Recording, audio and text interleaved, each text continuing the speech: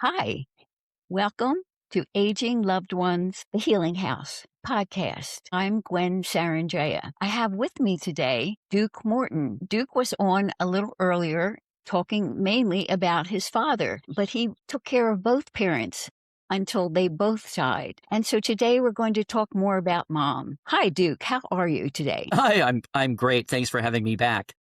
We talked mostly about my dad last time, I guess, but I only cared for him for 9 months, actually. After I got there, we didn't know how long he had. And then, I got 9 months before he died. But my mom, we got a number of years, about 7 years, actually, with my mom. So it was a much longer time period. So, yes. So, and she was going downhill. She had Parkinson's, and it had started to, generate as it does.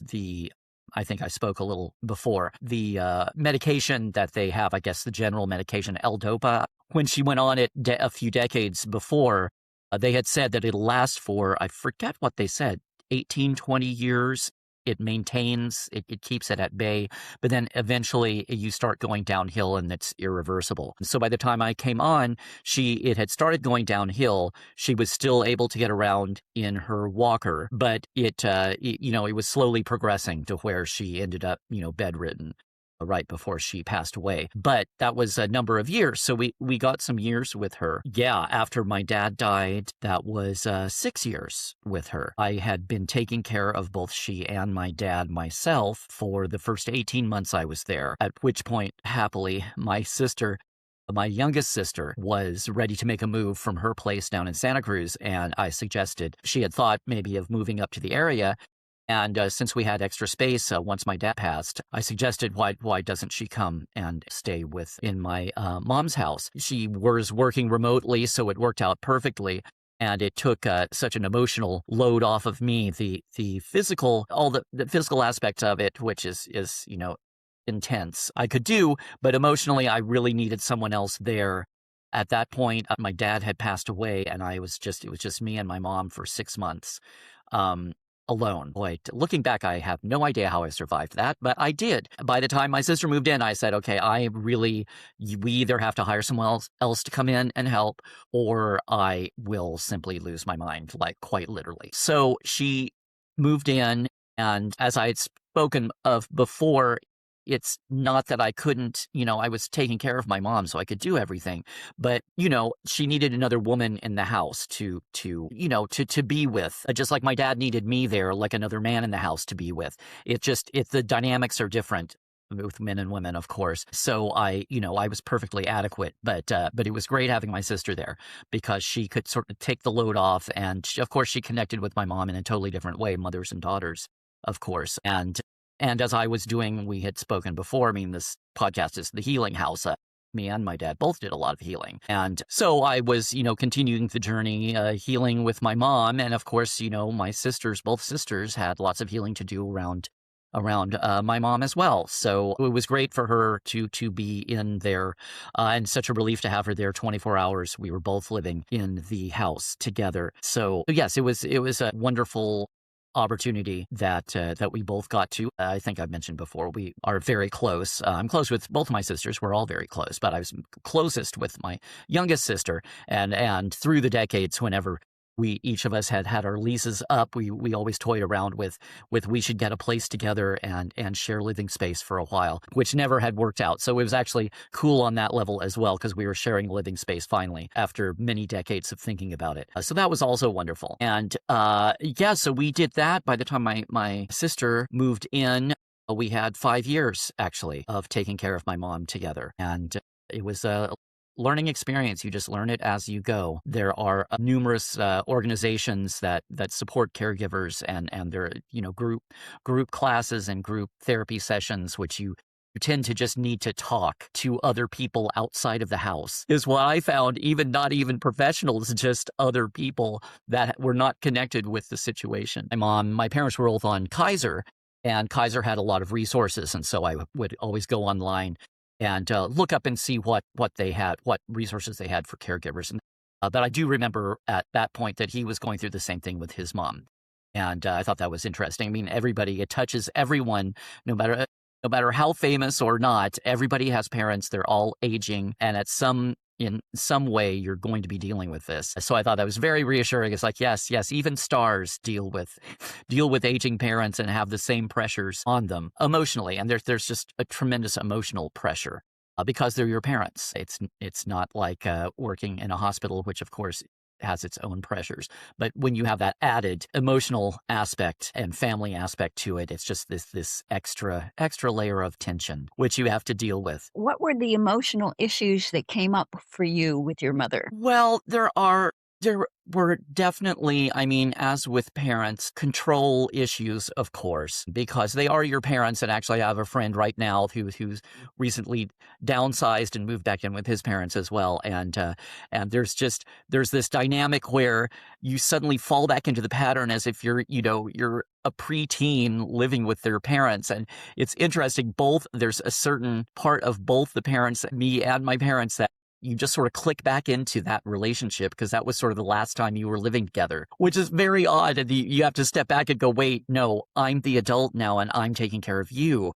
So it shifts the power, sort of a power struggle, definitely, if you have very, very controlling, domineering, or strong-willed parents that are used to having control. And of course, they're used to having control over their lives as well. And so, they're sick and they're losing control and they want to keep as much control as they can. And then you're the child that moves back in and they're used to controlling you as a child. And so there's that aspect. I had to lay down the law a number of times with both parents that I am now in charge and this is what you have to do. So hold on here. And I did have to assert myself as I was in charge and I'm the one involved with Kaiser and the nurses. And I have to take your blood pressure every day.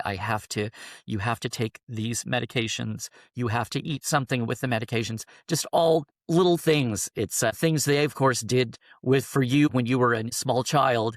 It's like you end up doing the same thing. And there can be resistance or there cannot be resistance. Of course, at first, there was lots of resistance to me laying down the law, but eventually we worked it out and they relaxed. You also have a mentality of not if you're strong-willed, you don't want to be taken care of or you have a problem accepting care from people. And that's just sort of universal, I think, through all of the decades of your life. Certain people, I know I've had that and had to step back, especially as a man, stepping back and accepting care, accepting advice or help from other people. And my mom certainly was very strong-willed and had a problem with that as well. And eventually she relaxed and was able to take advantage of the care that me and my sister were giving her and that Kaiser was also the Kaiser nurses and physical therapists were giving. So that was interesting. It was a journey. It's a journey. All of life is a journey. Yes. Previously, you mentioned that you had hospice for your dad at the end, but that you actually brought the hospice in earlier for your mom, years earlier. I'd like you to talk about that because people need to know that hospice is available before the absolute end. Yes, actually, that's very true. That's a really good point. And yes, with my dad, of course, and we had the same view of hospice. It's like, oh, that's only something like when they're on their last days and they're dying, then you call up hospice and they help. And of course they do help, but we had done that with my dad the last few weeks and they really were telling us, wow, I wish you had brought us in like right when you moved in to take care of them because we could have helped, assisted with all of that. It's not just for when you're dying. Once I saw all their services, like, wow, I really could have used that at that point I was there alone doing all of it. And you don't have to be alone. They have these wonderful services for free. For my mom, we did that. We did that full 2 years before she actually died. And they came in and she was actually having harder and harder time getting up and down. She was in a wheelchair at that point. She had to maneuver into bed every night. And it was just getting harder and harder. So we needed hospice to just a physical therapist to come in and just show us how to safely maneuver her from her wheelchair onto the toilet and then from her wheelchair into bed and how the steps to swinging your legs over and then sitting up and rather than the reverse. Just lots of things that you don't think about that makes it easier when you have less mobility. And that was that was fantastic. We had them for a full 2 years. before. It's like our mom was used to them and really liked the people that were coming in to see her and check on her. And so once it got worse and she was more dependent on them, she already knew them and they already knew her situation. And it was much smoother. It was just really, really wonderful. And it's a fantastic organization. Yes, they impressed it on us, and I impress it on everyone. Call them long before they end. They do so much more for you. That's so wonderful. And what were some of the emotional changes that you went through taking care of your mom? Definitely, of course, being back around your parents as they're aging. I mean, it's going to bring up lots of old memories, of course. We had a difficult time growing up with my parents. They had a very tumultuous, very negative relationship that had been going on long before they started having kids. So that's the atmosphere we grew up in, just a very unhealthy relationship that they had. And so we grew up in a household that we always had music and dance and theater, and that was just and classic films going. Both parents enjoyed all of this. So we grew up in that atmosphere, and my mom had been studying to be a dancer and had done some runway modeling in New York.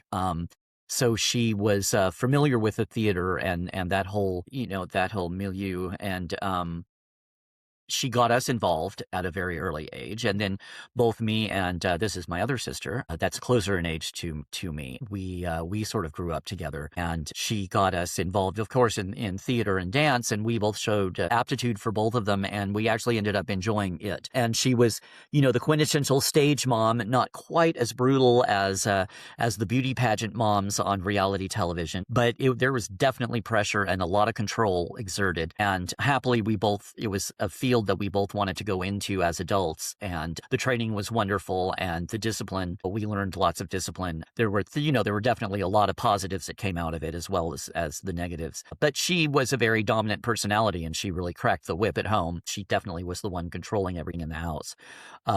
Decades later, we had both my sister that I danced with, she went into teaching. She has a dance school. She's very successful.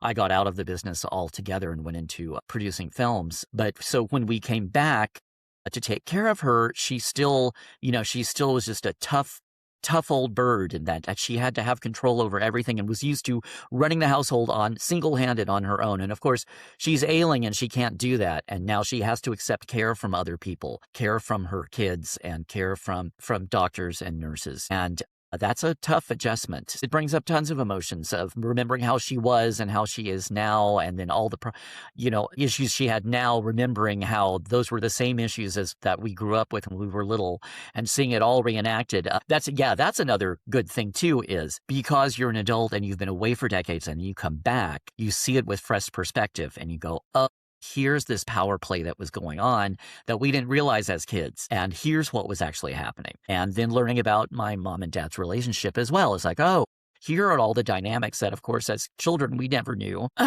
But this is what was actually going on. And it's like, oh, it explains so much. You get so many things answered about behavior, negative behaviors, and all sorts of and decisions that were made that at the time were like, where's this coming from? Later on, come back and, if you really throw yourself into it and examine all of it, as I did, that was one of the main reasons I went back. I mean, aside from taking care of them, was to really get a grip on where all of the negative, all the negative stuff that happened came from, and what drove the decisions that were made. And then remembering also there was lots of positive as well. I mean, career-wise, the discipline and the perseverance and all of the great stuff that has served all of us so well, also came from that period too.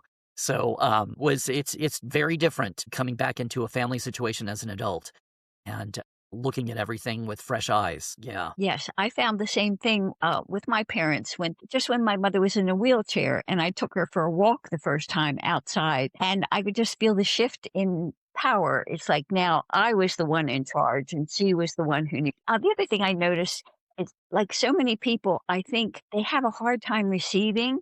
And so many people at the end of their lives end up needing care, 24-hour care, because they have to learn to receive. They maybe given all their lives, but they've blocked the receiving. So by the end of the life, they're basically needing help because they have to learn to receive. It's part of the human condition. You have to open your heart and receive. Yes, yes, so true. I mean, that was definitely with both my parents. That was one of the major issues was learning to receive and then making them receive. I mean, sometimes it's like, no, you are going to die unless you do this. You will literally die. So you have to receive this help. And then that was sometimes a battle. But yeah, it's definitely a learning experience. And both my parents, of course, eventually let go and received the care, and then we're very grateful for all of the care. I mean, it just was once they opened up, then it was just overwhelming. I mean, because there's lots of love that goes into it as well. We're doing it because we love them and we want them to have an easy time towards the end, and all of that comes through after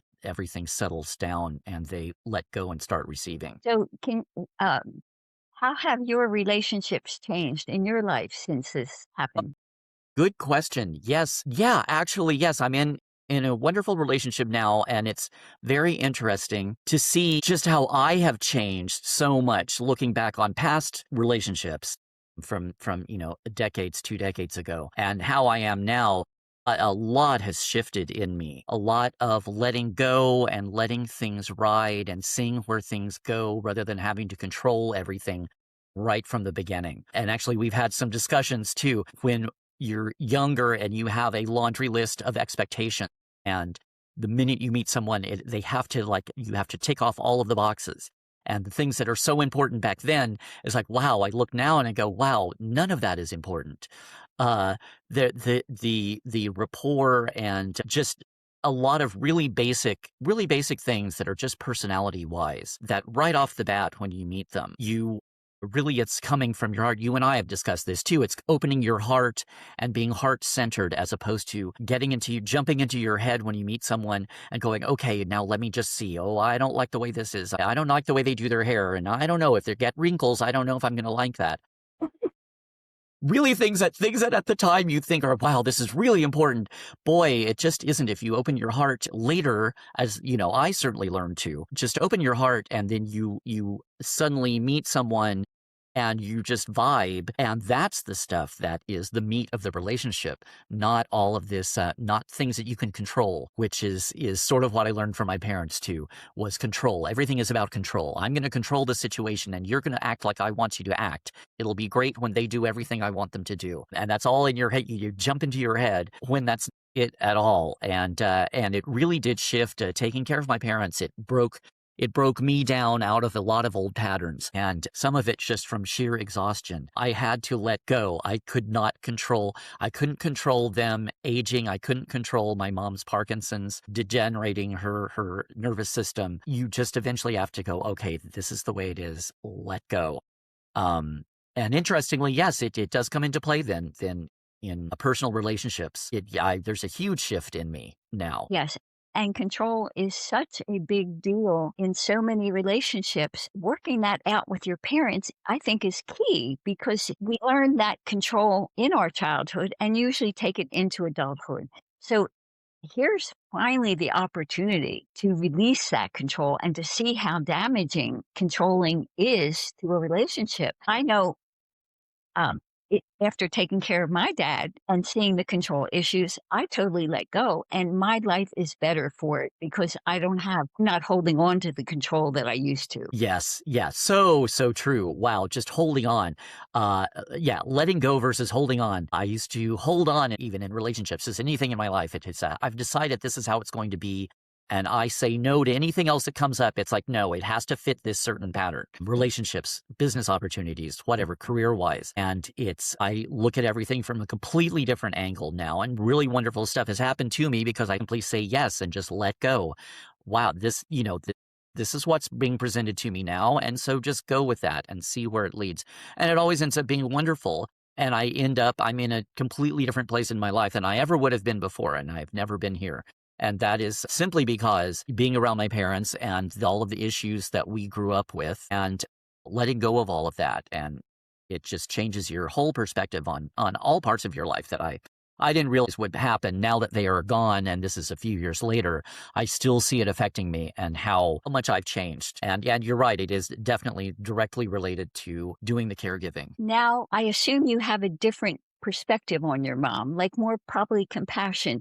What things did you learn about her that you didn't know before taking care of her? Yes, perspective. It's learning. Both of my parents were of a generation. They are both Southern and just Southern anyway. You never talk about anything. Whatever personally is going on, you have to have a facade, and it has to be genteel. And you just don't talk about things that are unseemly. And they certainly were of that generation in the early 20th century. That's how they were raised. And as me and my sisters, of course, became adults, we started digging, and my parents would not discuss anything about their past. So we had to go digging and find out things like what is the circumstances? What were their families like? What was the situation? Because clearly they were both very unhappy, unfortunately, in their adult lives, clearly both very unhappy with their relationship and their marriage, and is just very sad. I think, as with most people, that you feel like if you had control over everything in your life, that things would be better. And of course, that's not how it works. But they were desperate to hold on to control us, control everything around them, each of them fighting to control the marriage the way they wanted to, each of them separately, learning their background as adults before we started caregiving. That both my parents were abused as kids, and none of it was never spoken about. It was never addressed. Even as adults, they never addressed it. My dad finally, a few decades before he died, finally opened up to my mom about the abuse he'd experienced. And she, of course, was in shock. But that was decade. They'd already been married for 40 years. I mean, and then he never opened up about it to us. We found out about that through our mom, and then some digging, talking to both our parents or relatives, their brothers and sisters, and finding out things about their family life and the abuse that was going on. So yeah, coming back as an adult and having that background, the few things they would talk about their past when we are caregiving for them, it really shapes it. It sort of lets you release, sort of in a way, the resentments that you've held. I mean, certainly for me, resenting the way I was treated or my sisters were treated or circumstances, letting go of that and realizing that they saw no other way to behave. And it's that's how they were treated growing up.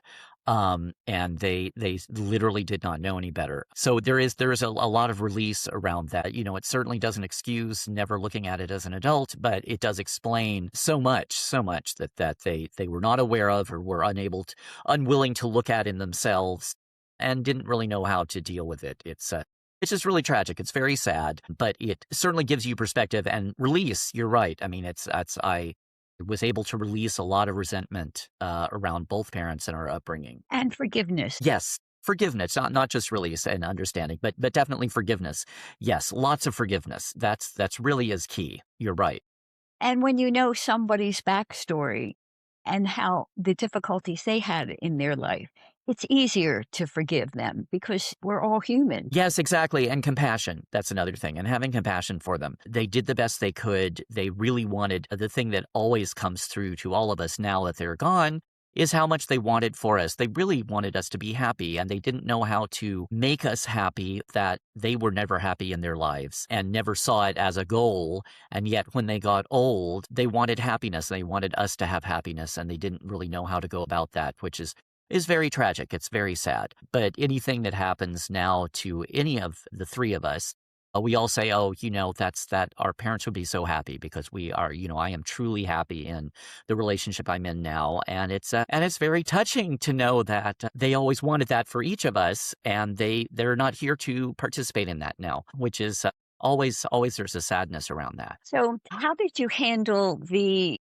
personal hygiene with your mother when you were alone before Susan moved in? Well, you learned, I mean, once again, we had brought in hospice, and so I had to learn how to safely maneuver her off. At that point, she was in her wheelchair. She had to maneuver off the wheelchair onto the toilet to clean up after her, having helped raise my little sister. She's 11 years younger than I am. So both me and my other sister were in our preteens when she came along. So we both helped basically raise her and change diapers and that kind of thing. So essentially, I mean, at the end of your life, it's the same story. So So not, I think more of it was not so much the cleaning, but just the maneuvering, how to safely maneuver somebody that has mobility problems from a wheelchair onto a toilet and then back onto a wheelchair and in and out of bed or in the living room, in and out of a chair.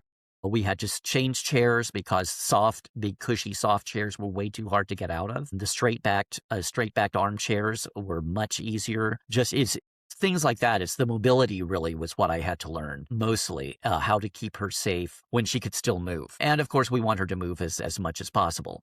And it's good that you're a 6-foot man to physically do that. Yes, actually, yes, it is. It is. Yeah, I'm 5'10", and she's a small woman. So yes, definitely that had a lot to do. And I'm in shape. I've always kept myself in shape. So that has a lot to do with it, definitely. And ironically, my little sister who moved in as well. She is my height as well, so she's a tall woman, and we're both physically fit. So that also helped out a lot for both of us. But it was certainly a learning curve, keeping her safe and keeping her able to move. Because as you know, I mean, for all of us, even if you're not caregiving, it's just as you age, moving your joints and moving your body becomes more and more important, because if you don't use it or lose it is literally the case. And she was very aware of doing what she could exercise wise. We had exercise videos that she would watch every day to have her do her exercises.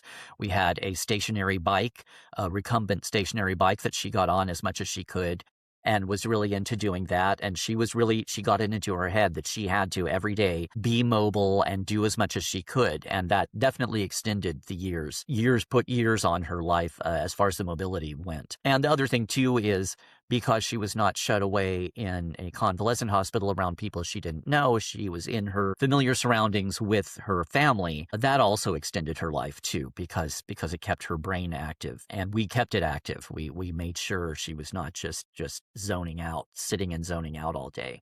Besides the control issues, were there other issues that came up with your mom that you remember? I think that the biggest things were accepting help, because again, she's very independent and very resistant to accepting help. She was the one that always gave the help. So accepting help was not something that she did easily. In addition to which she not only gave the help, but she also controlled the situations. She was very big on vitamin supplements and healthy living, and continued to do research on that, which is really wonderful, but also hard because, the Parkinson's did require actual medications, and she was very resistant to taking them. But she had to in order to keep her life extended as long as it did. And she stayed mobile for a very long time. There was, of course, lots of childhood trauma that she'd never dealt with, and I was very determined to deal with all of that. She, on the other hand, was the complete opposite. Both she and my dad were to just never deal with any of it and pretend it doesn't exist. But towards the end of her life, I think that her mind would wander and things would come up. And we tried to get her. Of course, hospice had wonderful therapists that would come in and just she could talk to, but she didn't know the routine of sitting down and simply opening up to someone. So she didn't really know what to do with that. And yet like the physical therapist would come in and start, showing her how to move her body, and then everything would come out. It's like, well, why weren't you telling this to the actual therapist? She clearly wanted help with old issues, but didn't really know how to go about it. It had been so long. The more advanced she got, she would start talking about her childhood and all her childhood memories.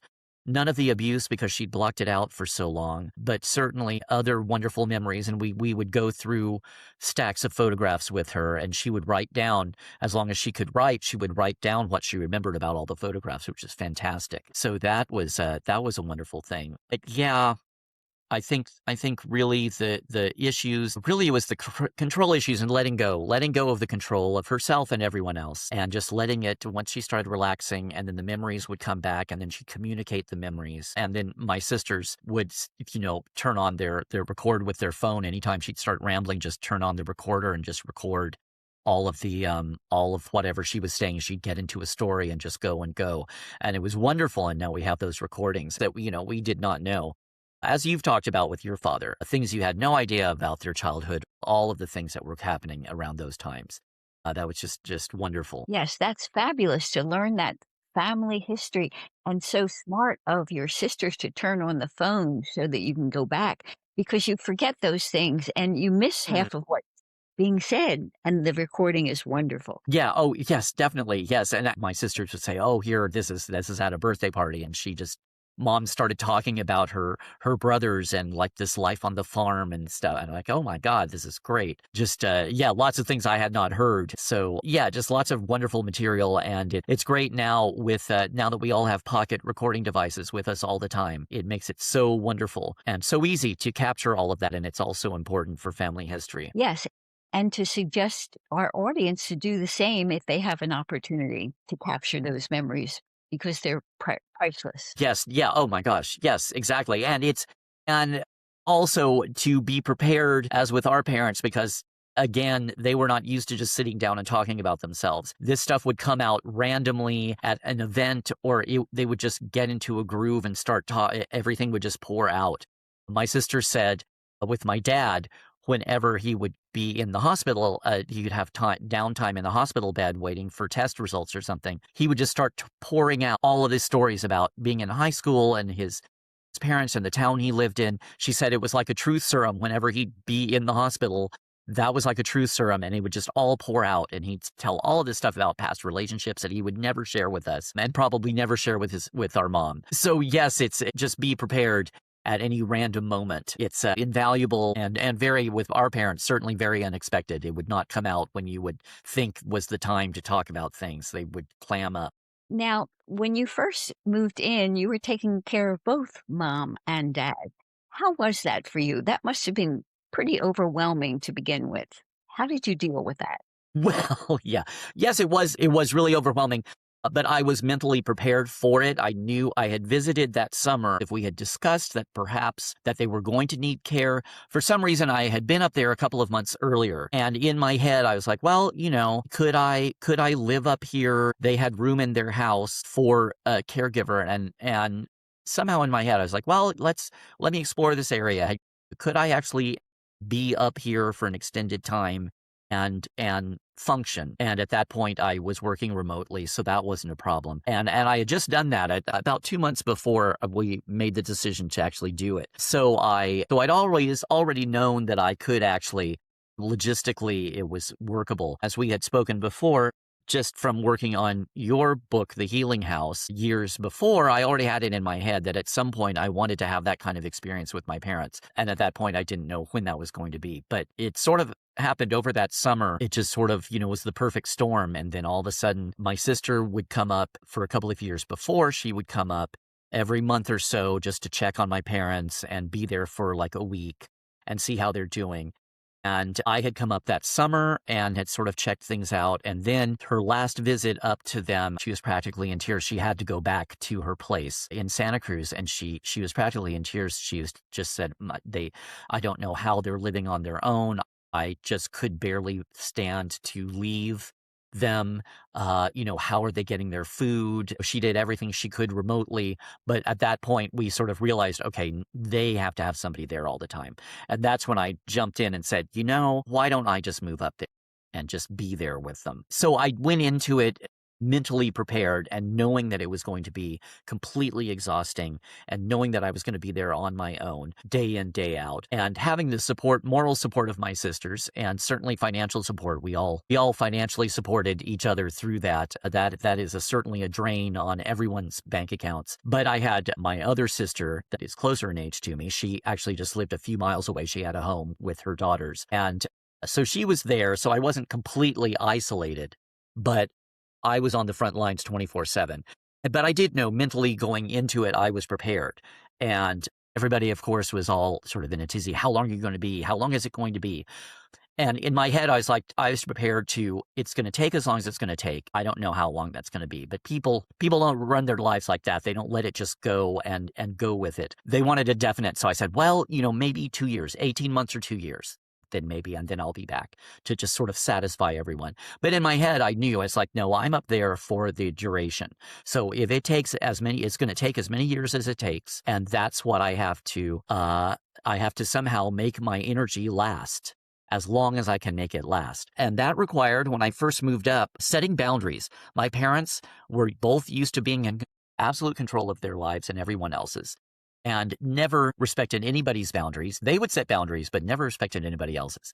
So they were not used to that. They were used to, oh, here I am. I'm in the family. I was the mediator, and I wanted to make everything okay for everybody. And so we had these two impossible personalities, both wanting to control the relationship and the home life and battling all the time. And I was the mediator. So the expectation was I was going to come in and I was going to once again be the mediator, and they would just throw their tantrums and everybody would just scramble. But I knew that with my having limited energy and I wanted to stay there and be functional as long as possible, I had to really set boundaries. And I had learned that, of course, from Gwen through wonderful therapy for years. And this was the time to test it, to really set the boundaries and no, I am the one that's in charge. This is, you don't just throw a temper tantrum and expect everything to go your way. This is how things are. And both parents, we had to have knockdown, drag out fights. It's no, I am in charge now. You're not. My dad, especially with my dad, who was used to, a retired executive, bless them, cannot stop controlling, directing the troops. I really had to stand my ground and go, no, this is how things work now. And you can't just be upset and throw a temper tantrum and treat everyone around you like you feel like. It's no, that's not happening. And eventually, after a few times of setting boundaries, they started respecting the boundaries, and it was a big shock. It was a big shock to both of them. And I remember my mom saying once, at some point, she said, "Oh, you've changed so much. We used to have such a great relationship." And I was like, "Yeah, the great relationship was you would throw a tantrum, and then I would just capitulate and make everything okay." Yeah, that's actually not the relationship now. I still love you, but I am now in charge, and you don't just have everything your way all the time because you happen to feel like that at that moment. So yeah, we went through a number of months of laying down the law, and also just for my own sake, not being run ragged emotionally, because I knew I had limited energy and I am one person, and they gotta set the boundaries and keep them, hold those boundaries. And it was great. It was wonderful for me as a person. Really, really changed transformation. You're talking about how did it change me? That I really got good practice and I got really good at it and was a really good feeling. It's wow, I can really just move in and take charge. And I can make everything okay, but it's not the way they want it to be okay. It's what's best for everyone. Yeah, that's and I made my energy lasted for about 18 months. That was when, after my dad died, and then my mom and I were together. I was there on the front line with her for 6 months alone. By that time, my energy had gone. We drained the battery. And that's when I sort of sent out the alarm to my sisters, okay, something has to happen. I have to have some help now. And then my little sister moved in. And so that was also wonderful. And then everything changed again. It was very specific about knowing what I was going into and knowing what I needed to do and how I needed to change. I couldn't be the little kid, it was my responsibility. And so I had to set the boundaries. Yeah. You grew to meet the challenge. Yes. Yes, definitely. Lots of growing. I mean, my gosh, I really changed a lot, which has carried on into my life now with a new career and a new relationship. And I approach all of it completely differently now, and very much more open and not controlling the situation, letting things play out. And knowing when there need to be boundaries, but not going into with a preconceived notion of how I want it to turn out. And it always ends up being better because I let go and just let it happen. It's just a totally different way of living. I learned it all from being on the front lines with my parents, with these two very dominant personalities. It's just, my sister said, just overgrown infants that they both just throw a tantrum and then everybody has to scramble, and they did that their whole lives. Yeah, that was a challenge. It's rising to the challenge. That was the challenge. Yes. Were they in the same room, or did they have separate rooms when you first moved in? No, they actually they stayed in the same room, and they did their whole lives. I mean, you would think with their marriage and the state of it that they would have decamped to separate wings of a building, but no, they actually shared a bed and a room their entire lives. Steel cage death match a lot of times, but they They were together. They were together to the end, literally till death do us part. That was it. They took it very literally. So, and that was interesting to watch play out too, and a real learning experience because they were determined never to face anything or change. And so a lot of it's like, wow, this was all going on when we were growing up, and this is the stuff we didn't know about. This is their dynamic, and it explains so much of everything that happened when we were little. So yeah, they were together to the end, literally in the same room. They died in the same room. Wow, that's incredible. And I guess they were partially mobile at that point. Like, how did you get them in and out of bed if they were together in the same bed? They weren't in the same bed. They had separate beds at that point because they each had to have beds that, you could raise and lower, raise the back and raise the feet. You had to have that because they could not raise themselves up from a supine, a flat position. They had to be at least partially raised, and then you raise the back up, then you swing the legs over, and then you raise up, and then you're sitting on the edge of the bed. I had to learn that from the physical therapist. So yes, they were both in separate beds because they had to.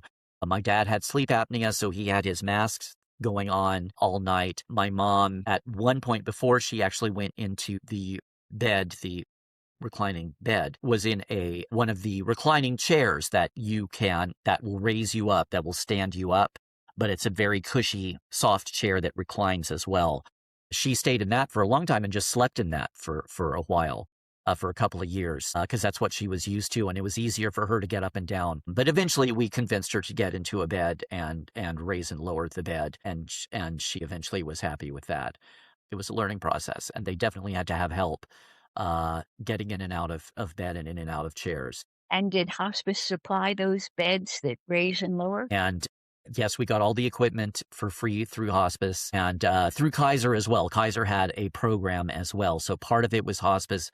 Part of it was Kaiser, but it was all for free because they were on Medicare. All the equipment was free, and we just had to request it. It had to be requested by the physical therapists to do the requesting. Yes. Hospice really helps with their nurses, 24-hour nurses, etc. That kind of help that you can have whenever it's necessary. Yes, and we relied on that. That was such a load off my back because before with my dad, when I first moved in, we didn't know about that. And so we had help through Kaiser, but I could have had a lot more help that I really could have used. But yes, it's 24/7 care. And especially with my dad and his blood pressure issues, he had a lot more going on. Oftentimes it would be 3 a.m, and my sister would have to come over with her car and help me get my parents into the car and go to the hospital with my dad to have all his readings done. So it was, that was very intense. But the combination of Kaiser and hospice was wonderful. Yes, we had hospice for my father when he was in a coma, and my sister, I remember, called hospice like 2 o'clock in the morning and put the phone to dad's mouth so the nurse could hear how loud the moans were, and she sent morphine over at 2 a.m. in the middle of the night. Oh, yes, exactly. Yes, my dad was on morphine as well. They trained me how to administer the morphine, and it was really, really incredible what they provided, and certainly could not have done it without them, especially those final days with my dad, and then those last 2 years with my mom. Of course, it was much easier because they were around more often. And can you just say a few words about your self-care, how you took care of yourself to relieve the stress? Yes, okay, which is really, really important. Because I had a very strong meditation practice at that point, and I had a wonderful therapist. I was doing work with you, Gwen, during that whole period as well. I had a strong meditation practice multiple times per day, would step away and do a meditation. I was getting very random sleep at that point because both of my parents would be in the middle of the night. I was just on call 24 hours a day. During the day, I would sleep a lot during the day as well whenever I could. In addition to which, my sisters would come over and give me a day off at least once a week. And I would just specifically leave the house. And it's very refreshing. And it's, some people need to go out in nature and have nature hikes and be alone. Just whatever you can do to be out of the situation and immerse yourself in something totally different for a few hours helps tremendously. But definitely, I will have to say the meditation practice I relied on all the time to keep my sanity and keep going. Literally, towards the end of specifically towards my dad's life, when I was there alone, just to keep going myself, and nutrition and exercise and meditation, and just really focusing, making sure that you really take care of yourself, because it takes it out of you emotionally and physically. All aspects of your life drain away unless you watch out. So you really have to take care of yourself. Yes. Thank you so much, Duke, for your insights, for sharing all of your story. We're going to have you back again to go even Great. deeply into these issues. But thank you for today. I appreciate it so much. Sure. Thank you for having me anytime. I'll be happy to come back and impart my wisdom. All right. Bye.